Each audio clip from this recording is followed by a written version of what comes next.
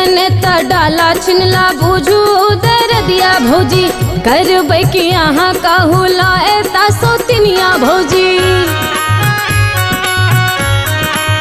ये भौजी एखन त डाला छिनला बुझू दर दिया भौजी करबै कि यहाँ कहू लाए ता सोतिनिया भौजी बढ़ले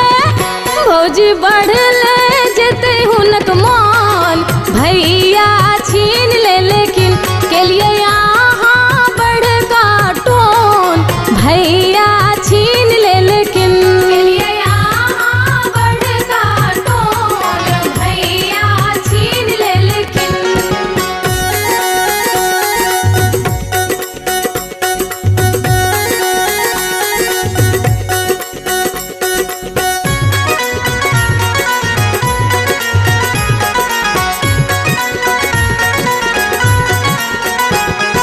सब सखी हिली मिली घर सब हरेलो जखने कहाँ से आबि गेला भैया दुलरवा तखने हाँ सब सखी हिली मिली घर सब हरेलो जखने कहाँ से आबि गेला भैया दुलरवा उपा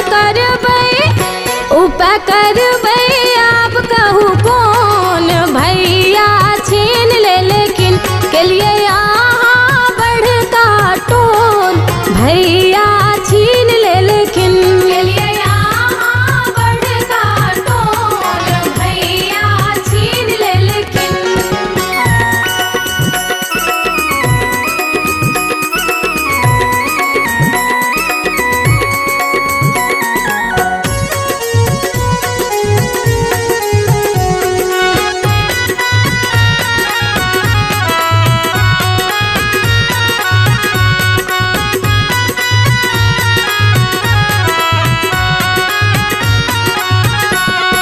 भैया ने हन रहथिन सबटा सीखलिए यहाँ कौन गुरु आइन जका की पढ़लिए यहाँ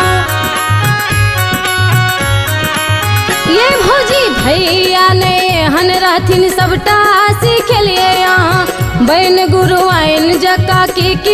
पढ़लिए डाला बदला